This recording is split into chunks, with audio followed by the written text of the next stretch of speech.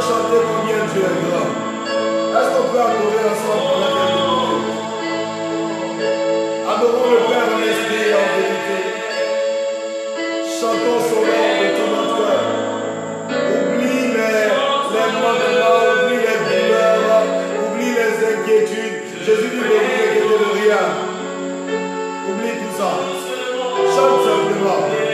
De toute façon, tu t'inquiètes, ça ne change rien. Chante. Oh Dieu est grand. Alléluia. Tous ensemble, disons-le. Combien Dieu est grand. Alléluia. Hey. Dieu est grand.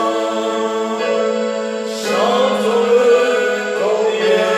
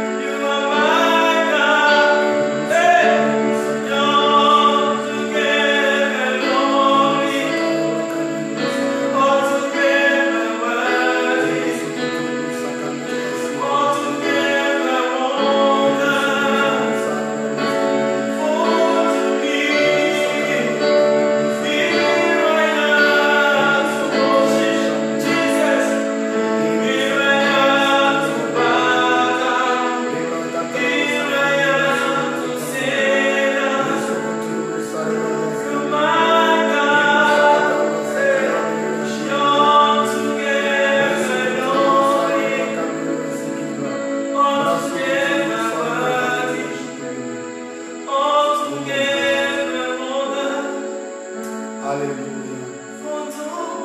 Jérusalem TV, le royaume des cieux vous attend.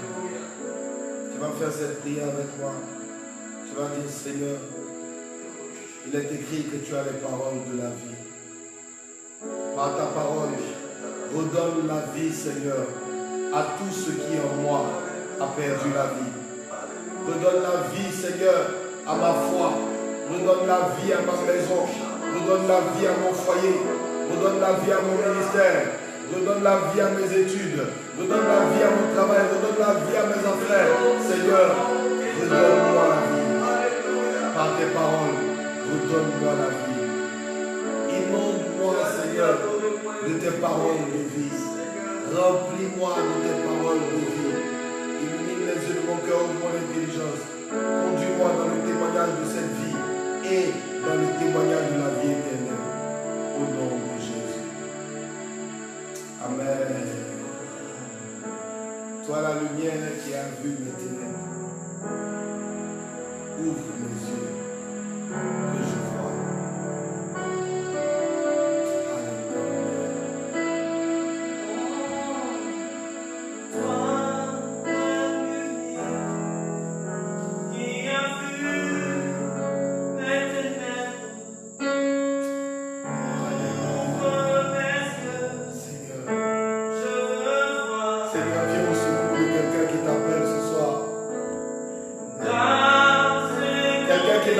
À continuer dans sa marche. Quelqu'un qui n'arrive plus à faire face à l'opposition. Seigneur, viens au secours de quelqu'un. Regarde, son âme soupire après toi. Un foyer soupire après toi, Seigneur. Un enfant soupire après toi. Un parent en difficulté pour prendre soin de sa famille soupire après toi.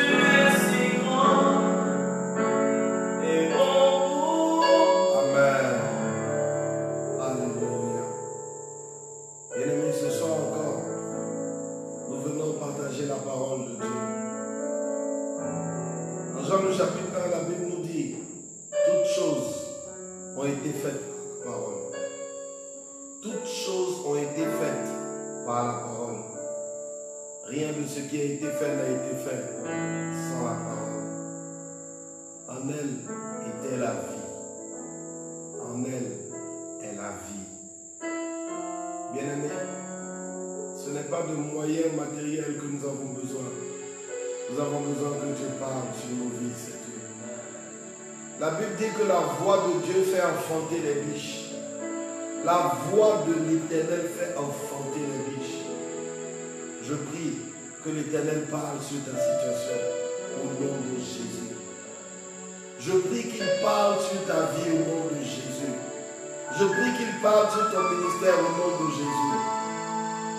La parole est le chemin. Elle est la vérité. Elle est la vie. Alléluia. La parole est le chemin. Le chemin vers le ciel. Il n'y en a pas d'autre. Elle est la vérité. Elle est la vie éternelle. Bien-aimés, ce soir, nous allons poursuivre dans notre thématique. Nous sommes en train de partager un grand thème que le Seigneur nous a donné. Les soins d'urgence. Les urgences à traiter. Il en a dit, quand une personne est évacuée aux urgences, quand elle arrive, le médecin urgentiste, son travail n'est pas de vous soigner. Il ne cherche pas à identifier des maladies pour vous soigner. Non, son travail est de déceler toutes les menaces à votre vie. Et c'est ces menaces-là qui viennent traiter. Alléluia. Il décèle les menaces et il vient les traiter. Pierre a dit en 1 Pierre chapitre 4 que la fin est proche. La fin est proche. Soyons sobres. Amen. N'allons pas dans tous les sens. Il y a beaucoup de choses qui sont bonnes, mais elles ne sont pas la chose du moment. Excusez-moi. Il dit soyez sobres, soyons sobres pour vaquer à la prière. Nous devons connaître la priorité du moment. Nous devons connaître les choses les plus importantes du moment. Quand la sœur Marthe était avec sa sœur Marie, pendant que Jésus les visitait, Marthe était occupée à préparer à manger pour Jésus. C'est très bien de préparer. C'est très bien de donner à manger à son invité.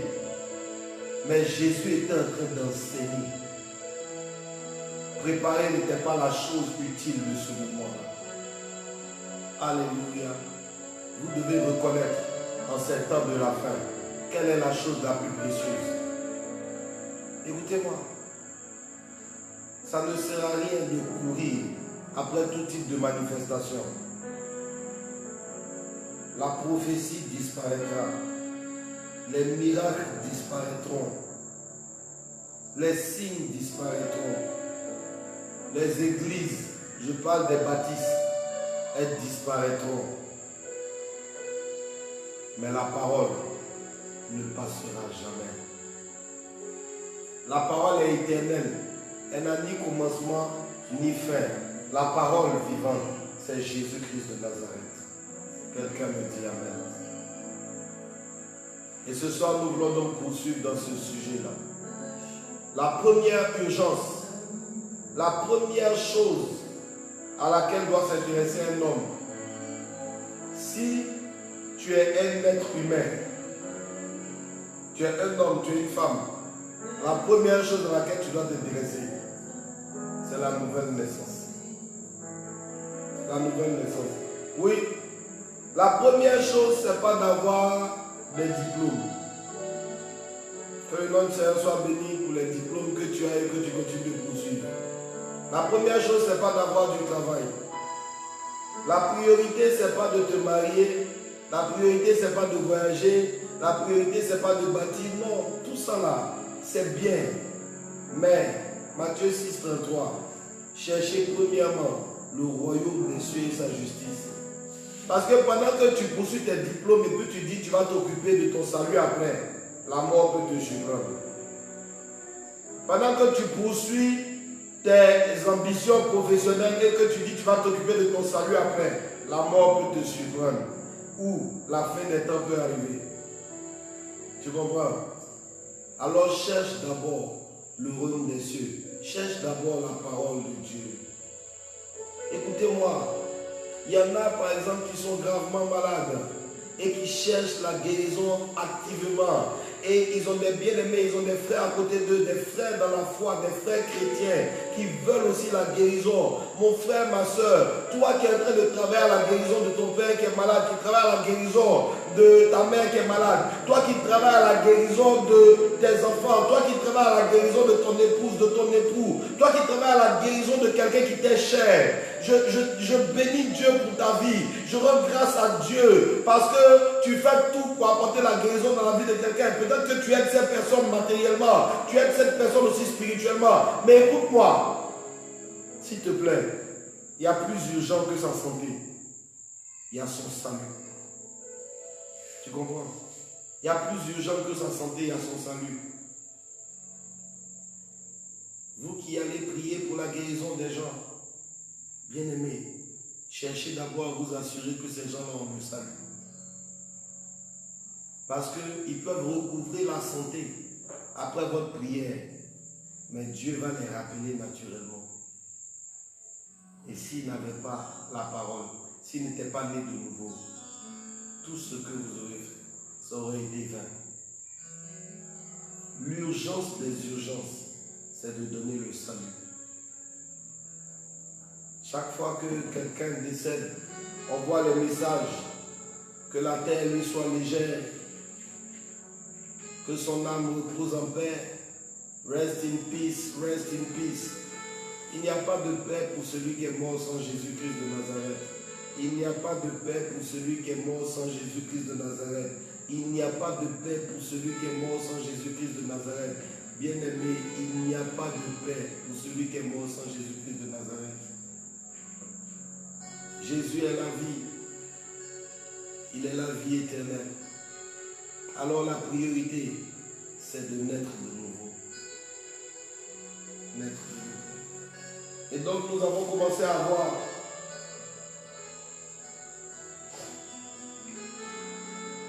comment savoir qu'on est né de nouveau. Ça, c'est une question que je pose à ceux qui sont déjà reconnus comme chrétiens, qui vont à l'église. Il faut t'assurer que tu es vraiment né de nouveau. Il faut te checker. Il faut vérifier toi-même ton état de santé spirituelle. Quand vous allez à l'hôpital, on prend vos constantes. On prend ton pouls, on prend ta température, bien-aimé. Toutes les constantes là, c'est pour vérifier ton état de santé. Il y a des constantes spirituelles aussi que tu prends pour vérifier ton positionnement. Alléluia. Et on a vu certaines choses que les gens prennent pour être des preuves que Dieu est dans la vie d'une personne. Mais on a vu que ce n'était pas vrai. On a vu par exemple que la richesse matérielle n'est pas un signe qu'une personne a la faveur de Dieu, encore moins qu'elle est née de Dieu. Alléluia. On a vu que la manifestation des signes et des prodiges n'est pas un signe qu'une personne a Dieu dans sa vie. Alléluia. Bien-aimés, ceux qui ont Dieu dans leur vie, ceux qui sont nés de Dieu, sont prospères en Jésus-Christ de Nazareth. Le Seigneur confirme la parole qui vient d'eux par des signes et des prodiges. Mais les signes et les prodiges n'attestent pas qu'une personne est née de Dieu. On a vu que beaucoup confessent Jésus, mais cela ne veut pas dire qu'ils sont en Jésus. Matthieu 7. C'est pour ça que le Seigneur a dit, ce ne sont pas tous ceux qui me diront Seigneur, Seigneur, qui entreront dans ma présence. On a vu que aller à l'église aussi n'est pas un signe qu'une personne est née de nouveau. Ceux qui sont nés de nouveau vont à l'église. Mais aller à l'église n'est pas un signe qu'une personne est née de nouveau. Alléluia. Et le premier élément que nous avons développé, je pense suffisamment en long et en large, et je bénis le Seigneur pour les messages qu'on a reçus par la suite. Je crois que cette parole a atteint le cœur de beaucoup de gens. Le premier signe évident qu'une personne est née de nouveau, c'est le réveil de sa conscience du péché. Le réveil de sa conscience du péché. Alors ensemble en 2 Corinthiens chapitre 7. 2 Corinthiens chapitre 7. Nous allons au verset 10. Il est écrit, En effet, la tristesse selon Dieu produit une repentance qui conduit au salut et que l'on ne regrette jamais. Tandis que la tristesse du monde produit la mort. La tristesse selon Dieu produit une repentance qui conduit au salut. La tristesse du monde produit la mort. D'où vient cette tristesse? C'est le réveil de la conscience du péché. Alléluia. Quand Christ entre dans ta vie, tu te rends compte que ta vie a été une vie de péché. Et tu peux ressentir en toi le mal que tu as fait. Alléluia. Premier élément, le réveil de la conscience du péché. Le réveil de la conscience du péché, c'est ce qui se traduit par le fait que nous nous répondons sincèrement. Cette tristesse nous étouffe. Cette tristesse nous étouffe. Cette douleur est comme un poids dans la poitrine. Seigneur, pourquoi j'ai vécu ainsi? Pourquoi j'ai marché ainsi? Pourquoi je me suis comporté ainsi? Et par la suite, cette conscience du péché passe en mode veille. C'est-à-dire que chaque fois, une fois que nous sommes nés de nouveau, chaque fois que nous nous approchons de quelque chose que Dieu n'aime pas, ça fait un signal d'alerte. Ça fait un signal d'alerte pour nous dire ne fais pas ça. Et toi-même tu sais. Tu le sais. Mais si ce signal ne marche pas, bien aimé, si quand on dit il ne faut pas forniquer là, tu ne vois pas où est le problème, alors écoute-moi, tu n'es probablement pas dans le sang. Il y a un problème à la fornication. Et ce problème-là, tous ceux qui ont le cœur de Dieu savent qu'il existe. Oui, mais si nous sommes consentants, bien-aimés, Dieu dit il n'aime pas ça. Il ne veut pas ça pour toi. Tu vois? Tu vas voir. Nous avons suffisamment partagé sur la conscience du péché. La deuxième chose sur laquelle j'aimerais qu'on partage, Jean chapitre 13.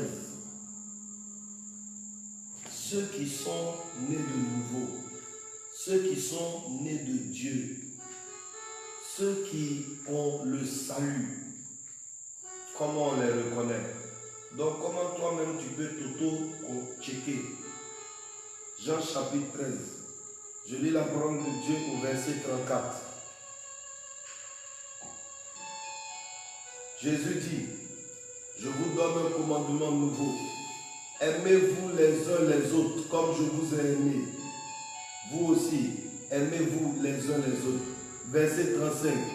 C'est à cela que tous reconnaîtront que vous êtes mes disciples, si vous avez de l'amour les uns pour les autres. De répéter, il n'y a pas de problème. Je vous donne un commandement nouveau. Aimez-vous les uns les autres, comme je vous ai aimé. Vous aussi, aimez-vous les uns les autres. C'est à cela que tous reconnaîtront que vous êtes mes disciples. Eh bien, ça peut être écrit chez toi. C'est à cela. C'est à cela que tous reconnaîtront que vous êtes mes disciples. Les disciples de Jésus, c'est ceux qui sont nés de nouveau. Si tu es né de nouveau, si tu as le salut, Jésus dit, on va te reconnaître à l'amour que tu as aussi pour les frères. Écoutez-moi bien, un signe évident qu'une personne est née de nouveau, c'est son amour de la communion fraternelle. Oui. L'amour de la communion fraternelle. Regarde, quand Paul voyageait, partout où il arrivait, il cherchait à rencontrer les frères de ces zones-là. Pierre, Jean, Jacques, tous, quand ils voyageaient, ils cherchaient à rencontrer leurs frères. Paul écrivait aux uns et aux autres pour s'enquérir de leur situation. Il s'intéressait à leur situation. Il se préoccupait d'eux. La Bible dit, portez les fardeaux les uns des autres. Es-tu indifférent à la situation de ton prochain? Es-tu indifférent à la situation de ta communauté? Es-tu indifférent à l'œuvre du Seigneur? La Bible dit, on nous reconnaîtra à l'amour que nous aurons les uns pour les autres. Il y a des personnes qui ne vivent que pour leur propre maison, qui ne vivent que pour leur propre famille, qui ne vivent que pour leur propre avenir. Crois-moi, bien-aimé, si tu ne te préoccupes et tu ne t'occupes, si tu ne te préoccupes et que tu ne t'occupes de personne d'autre que toi et ta famille, par exemple, je ne suis pas sûr que tu aies le salut.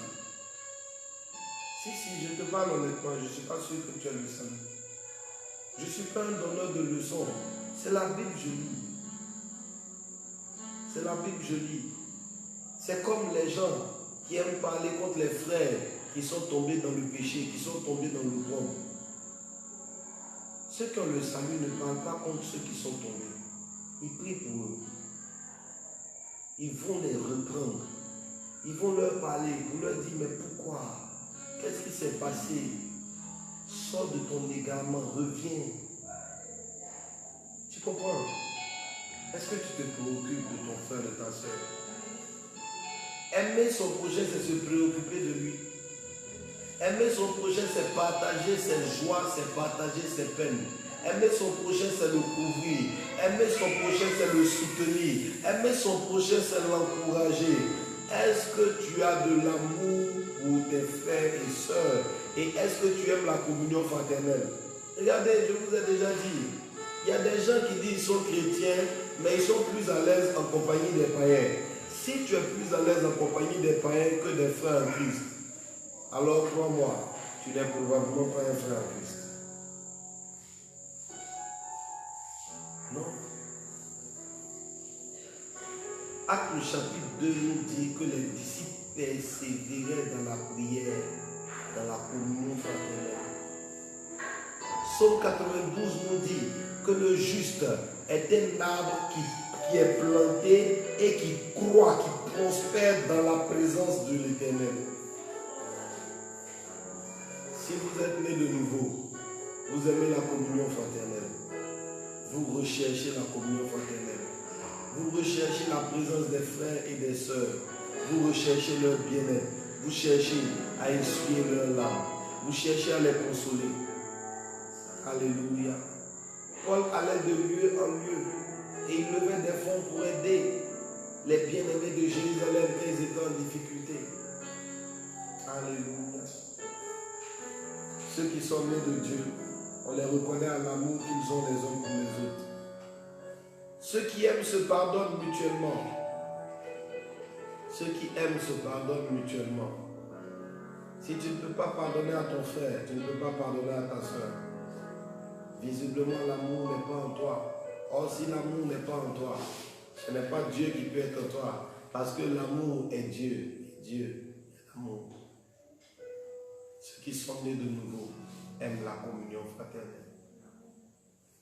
Tu vois, dès que le Seigneur a aveuglé Paul, qu'est-ce qu'il a fait? Il a envoyé auprès d'Ananias. Il a rattaché à une branche. Alléluia. La communion fraternelle. Aimer la communion fraternelle. Aimer soutenir la communion fraternelle. Aimer participer à la communion fraternelle. Aimer soutenir son prochain. Ainsi de suite. Ces choses-là sont un signe de la présence de Dieu dans la vie d'une personne. C'est donc un signe qu'il est né de nouveau. Amen. Troisièmement, va avec moi dans le psaume 51. Troisième critère fiable. Psaume 51. Donc le premier critère, c'est le réveil de la conscience du péché. Deuxième critère, pertinent, fiable, c'est l'amour de la communion fraternelle, l'amour de son prochain. Alléluia. Psaume 51, verset 14.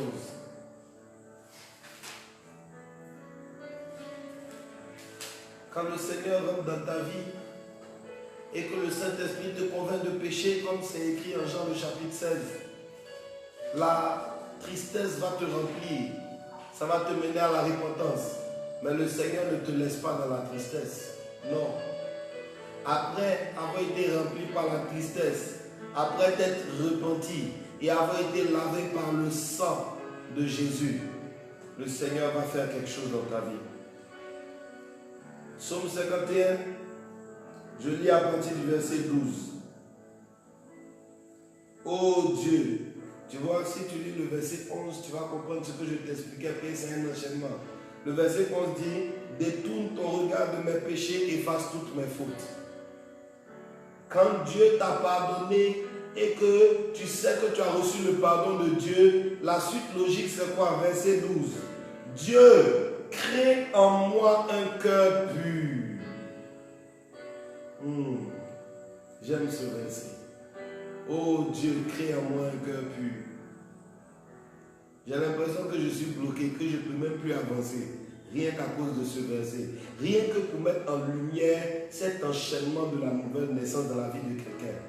Ça commence par la tristesse qui nous mène à la repentance. Nos cœurs sont brisés. Nous renonçons au péché. Le Seigneur Jésus est heureux. Son sang nous lave, il nous purifie de nos péchés après nous avoir pardonné. Et qu'est-ce qu'il fait automatiquement? Il va nous donner un cœur pur. Un cœur pur. Renouvelle en moi un esprit bien disposé. À la nouvelle naissance, ton esprit renaît. Ton esprit revient à la vie. C'est formidable. En Jean le chapitre 3, Jésus a dit à Nicodème, si tu ne nais d'eau et d'esprit, alléluia. La nouvelle naissance, c'est notre esprit. Parce que quand le Seigneur a dit à Adam et Ève que si jamais ils mangent le fruit, s'ils désobéissent, ils vont mourir. La mort dont le Seigneur parlait, c'était la mort spirituelle. Et après, il y aurait la manifestation de la mort physique. Quand l'esprit est mort, à la nouvelle naissance, c'est pour ça qu'on parle de nouvelle naissance, l'esprit de Dieu vivifie notre esprit et nous redonne la vie. Tu comprends mieux ce processus, c'est comme ça que ça se passe. L'esprit de Dieu vivifie notre esprit et nous redonne la vie. Et alors, qu'est-ce qui se passe? Dieu crée en nous donc un cœur pur. Il renouvelle en nous un esprit bien disposé.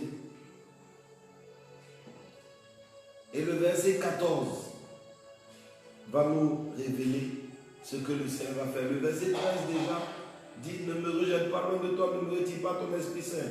Maintenant, le verset 14 va nous révéler un critère évident d'un cœur pur, d'un esprit bien disposé, d'une vie que Dieu a renouvelée. Le psalmiste dit, rends-moi la joie de ton salut. Rends-moi la joie de ton salut. Dans Isaïe le chapitre 61, le Seigneur dit, tu me oins d'une huile de joie. Alléluia. Quand on est né de nouveau, il y a une joie qui nous remplit, qu'on ne peut pas expliquer. Elle est le fondement même de notre louange. Il y a un cœur que j'aime beaucoup qui dit, certains posent la question, pourquoi nous chantons en levant les mains vers le ciel? Pourquoi on crie Alléluia? Pourquoi on sourit presque de façon déraisonnable? Qu'est-ce qui nous arrive? Mais bien aimés, en Actes le chapitre 2, quand les disciples ont été remplis du Saint-Esprit, la Bible dit que les gens ont cru qu'ils étaient ivres. Est-ce que c'est parce qu'ils ont senti l'odeur de l'alcool? Non. Quand le Saint-Esprit remplit quelqu'un, la personne ne va pas sentir l'odeur de l'alcool. Les gens ont cru qu'ils étaient ivres, c'est pas parce qu'ils sentaient l'alcool. Non. C'est parce qu'ils avaient les attitudes des gens qui sont ivres. Écoutez, les hommes disent eux-mêmes que l'alcool les met en joie, ça leur fait oublier leurs soucis. Quand quelqu'un est ivre, il a tendance à manifester une certaine joie, une certaine allégresse.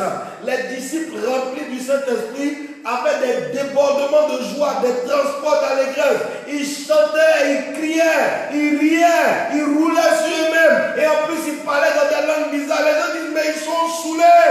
Ils n'étaient pas saoulés. Ils étaient remplis de la joie de Dieu. Alléluia. Alléluia. Ceux qui sont nés de nouveau ont le cœur rempli de la joie de Dieu. Ils sont remplis de joie. C'est la joie du salut. C'est pour ça que le psalmiste dit, rends-moi la joie de ton salut. C'est pour ça que les pierres ont été prises pour des ivrognes. Ils riaient, ils chantaient, ils dansaient. Bien-aimés, c'est pour ça que nous les chrétiens, nous chantons, nous dansons, nous tournons sur nous-mêmes, nous crions, alléluia. C'est la joie du salut. Tu comprends? Et quand on fait ça, ça ressemble à on n'a pas toute notre tête. Mais je te confirme qu'on n'a pas toute notre tête. Ce qu'on fait est déraisonnable, je te le confirme. Parce que quand nous naissons de nouveau, nous sommes renouvelés dans notre intelligence. Et nous sommes remplis d'une façon de voir et de se comporter qui est différente. Tu comprends? Troisième critère fiable. La joie du salut. En Actes, le chapitre 16, la Bible dit que nos bien-aimés, dont le frère Paul et le frère Silas, étaient en prison. Et quand ils étaient en prison, ils ont commencé à louer. Ah! C'est comme ça, les chrétiens sont bizarres. Ça fait pleurer, ils louent. Ça fait mal, ils louent. Nous louons Dieu en toutes circonstances. Nous bénissons Dieu en toutes circonstances. Nous célébrons Dieu en toutes circonstances. Bien-aimés, remplis de l'Esprit de Dieu, tu ne pleures pas comme ça. Ce qui fait pleurer les gens ne te fait pas pleurer. La joie du salut. Troisième critère fiable. La joie. Et la joie d'un chrétien, elle est contagieuse. Non, ce n'est pas une question d'argent. En Actes le chapitre 3, quand Pierre et Jean se sont retrouvés devant le paralytique à l'entrée du temple, le paralytique lui a demandé de l'argent. Pierre lui a souri, bien-aimé. Pierre lui a dit, mon frère, mais nous que tu vois là, on n'a pas d'argent non plus. Mais ce que nous avons, nous te le donnons. Lève-toi et marche. Mais que s'est-il passé? La Bible dit que quand cet homme s'est relevé, qu'il a marché, il a commencé à courir, à sauter, à crier de joie. Alléluia. La joie du salut. La joie du salut. Amen. La joie du salut. Et d'où vient cette joie? C'est la joie du ciel qui descend dans ton cœur. Parce que la Bible dit que quand un seul juste, quand une seule brebis perdue revient à la maison du Père, c'est la joie dans le ciel. La joie que Dieu ressent parce que tu es revenu de ton égarement. C'est cette joie que tu ressens en toi parce que ton esprit s'est reconnecté à Dieu. Tu comprends maintenant? C'est pour ça que tu ressens la joie. Dieu est content de ton retour. Et comme tu es né de nouveau, ton esprit n'est plus déconnecté de Dieu. Tu sens cette joie en toi. Alléluia. La joie du salut. la joie du salut.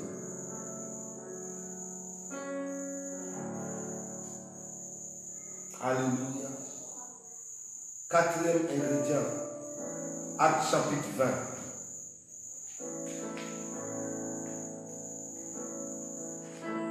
Actes chapitre 20, le verset 35.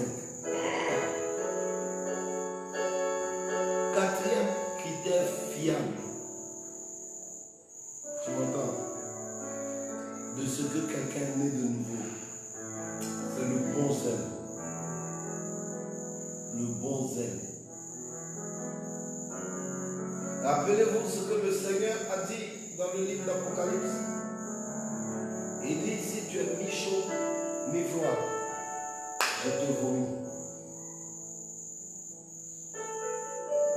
Ta température doit être celle de l'Esprit de Dieu. Le zèle. Regardons un peu ça. Actes chapitre 20. Je lis la parole de Dieu au verset 35. Il est écrit, en tout, je vous ai montré qu'il faut travailler ainsi pour soutenir les faibles et se rappeler les paroles du Seigneur Jésus, puisqu'il a lui-même dit, il y a plus de bonheur à donner qu'à recevoir. En tout, dit Paul, travailler, soutenir les autres. Il y a plus de bonheur à donner qu'à recevoir. Es-tu zélé pour le ministère de l'approbation? Es-tu zélé pour le témoignage de l'amour? Es-tu zélé pour changer la situation des autres? Ceux qui sont nés de Dieu sont zélés pour changer la situation des autres. Es-tu zélé pour la veuve?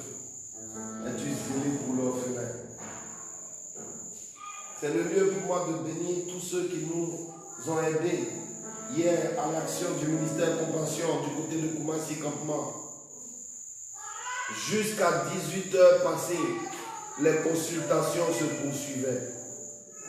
Consultations gratuites, distribution de médicaments, consultations spirituelles aussi. Waouh, c'était glorieux, Seigneur. Le mois passé, déjà, on était du côté de l'orphelinat de Monga. Ce mois-là, c'était Koumassi Campement. Le mois prochain encore. Bien aimé, il y a chaque fois des activités du ministère Compassion. Mais ce n'est pas une libre volonté, bien aimé. Non. C'est plus profond que ça. La nécessité nous en est imposée. Nous avons besoin de courir pour aller faire du bien aux autres. La Bible dit, excitez-vous les uns les autres à l'amour.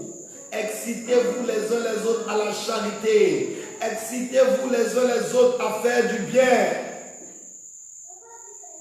Souvent on dit, ah non mais tel qui se comporte là, en tout cas je le laisse dans sa situation.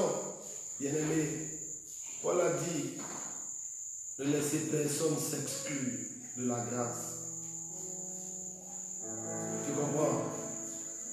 J'ai l'habitude de dire que les gens que nous devons aider vont nous faire beaucoup de mal. Mais nous devons quand même les aider. Regardez Jésus. Il est venu, il est mort à la croix de Golgotha pour toi et moi. Qui l'a crucifié? Nous. Qui l'a flagellé? Nous. Qui l'a humilié? Nous. Qui l'a couronné d'épines? Nous. Mais il a quand même donné sa vie pour nous.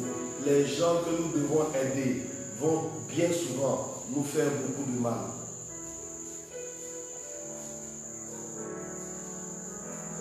Mais notre amour doit être suffisamment fort pour ne pas regarder le mal qu'ils nous font.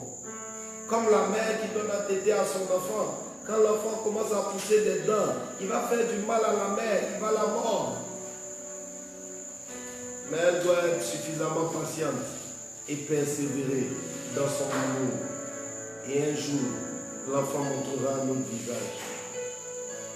Es-tu zélé d'amour? Es-tu zélé d'amour? Il y a deux zèles principaux qu'on doit voir dans la vie d'un chrétien. Le zèle de l'amour. Ne pas se ménager, ne pas ménager ses efforts pour aider son prochain, pour faire du bien à son prochain. pour consoler son prochain. Être prêt à courir des risques. Regardez le bon samaritain. Il passe dans une zone où quelqu'un vient de se faire agresser. Mais la personne était blessée, c'était tout frais là. Mais peut-être que les bandits là sont toujours dans la zone. C'est ce que les autres se sont dit et puis ils ont continué rapidement. Il nous arrive en voiture, bien aimé. Il peut arriver que tard le soir, à 1h du matin, 2h du matin, tu sois en train de rentrer chez toi et que tu vois en passant quelqu'un qui est par exemple en panne, je ne sais pas. Mais on ne s'arrête pas, n'est-ce pas? On ne s'arrête pas. Parce que peut-être que c'est un coup monté, ainsi de suite. Il y a un risque. Mais écoutez-moi, aimer faire courir des risques. Aimer faire courir des risques. Vous allez risquer votre argent pour les autres. Vous allez risquer votre réputation. Vous allez risquer beaucoup de choses quand vous aimez. Et le deuxième zèle, c'est le zèle de la foi. Jean chapitre 2. Jean chapitre 2, verset 17. Les disciples se souviennent qu'il est écrit, le zèle de ta maison me dévore. La Bible dit que Jésus est entré dans le temple et il a vu des marchands, il a vu des commerçants, il a vu des voyous, des joueurs de cartes, des gens qui étaient en train de s'amuser dans le temple. Jésus n'a pas supporté cela.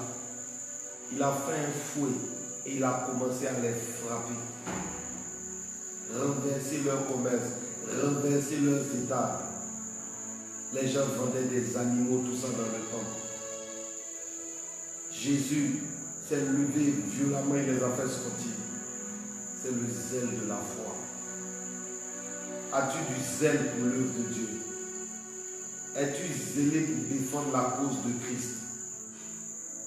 Es-tu zélé pour intercéder pour ta nation? Plutôt que de la regarder et d'attendre de pouvoir dire, j'avais prévenu, voilà. Es-tu zélé pour l'œuvre du Seigneur? Le zèle de la foi et le zèle de l'amour. Ces deux zèles-là, dans la vie d'une personne, attestent aussi qu'elle est née de nouveau. Vous ne pouvez pas défendre la cause de Christ si vous n'êtes pas né de nouveau. Vous ne pouvez pas défendre la cause de l'évangile si vous n'êtes pas né de nouveau. De même, vous ne pouvez pas regarder bafouer la cause de l'évangile si vous êtes né de nouveau. Vous ne pouvez pas regarder bafouer la cause de l'évangile. Vous ne pouvez pas regarder bafouer le nom du Seigneur. Vous serez prêts à donner votre vie pour cette cause-là. Philippiens 1, verset 21. Christ est ma vie. La mort m'est un gain. Alléluia. Le prochain critère, nous allons le voir ensemble dans la vidéo prochaine. Le prochain critère, la piété, l'instinct de chrétien, la sanctification, l'amour de la sanctification. Nous le verrons dans la prochaine vidéo. J'espère que ce temps de parole t'a édifié. J'espère que ça t'a donné envie d'aller lire ta Bible un peu plus. Pour ma part, je vais prendre comme dernier verset de ce soir 2 Corinthiens, chapitre 5, verset 17. Si quelqu'un est en Christ, il est une nouvelle créature. Les choses anciennes sont passées. Voici, toutes choses sont devenues nouvelles. Si quelqu'un est en Christ. Une chose est d'aller à l'église locale. Une autre est d'être en Christ. Je prie Que le Seigneur vous donne un esprit de connaissance et de révélation de sa parole. Qu'il illumine les yeux de vos cœurs, qu'il ouvre vos intelligences et vous donne d'aller en profondeur dans la révélation au nom de Jésus. Je prie que tout ce qui vous a éloigné de la vérité, que le sang de Jésus le rende sans force dans vos vies et que le feu du Saint-Esprit le renvoie loin de vous au nom de Jésus.